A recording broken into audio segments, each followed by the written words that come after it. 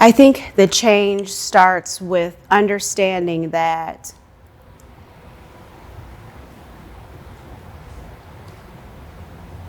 doing the work of racial repair, there's nothing to be reconciled to because it wasn't ever right.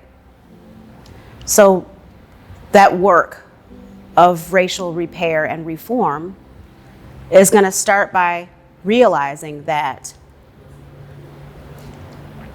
this is a marathon and not a sprint.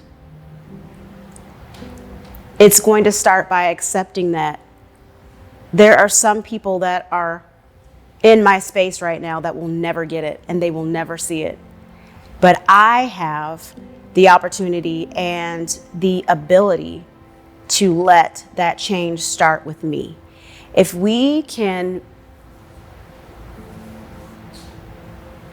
understand and accept that and rejoice over the fact that I have the power to bring change by allowing my heart to first become empathetic. I believe listening and empathy are the first changes.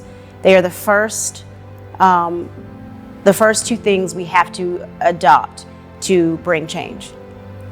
Because you can't care about changing something when you don't have compassion and empathy toward it. And so understanding that, okay, people I love are probably, there's a possibility that they could die racist. It's really sad, but it's one of those things we kind of have to adapt. And then knowing me, myself, I have the power to have the hard conversations and to ask the questions and to develop empathy in my heart.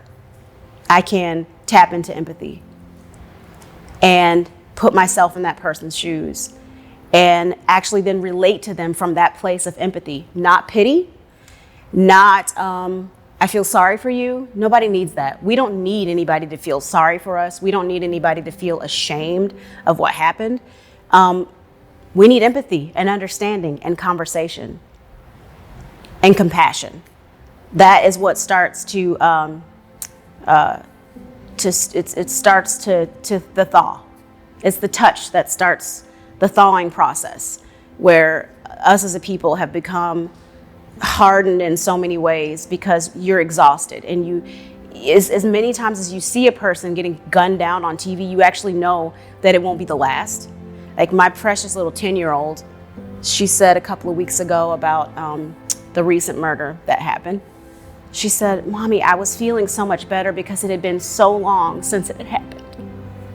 And it wasn't so long. It was just a couple of months ago.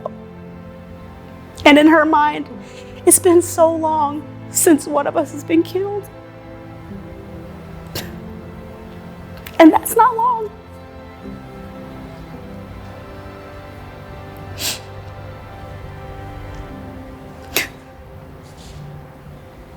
So it starts with caring that a 10-year-old who is a beautiful black little girl is saddened again sitting at the table with her mother because, "Oh, Mommy, I thought it was getting better. It's been so long since one of us has been killed. And it just it keeps happening again," is what she said. So the change starts with you caring that those conversations are happening with a little precious black girl and her mother. That's where the change starts.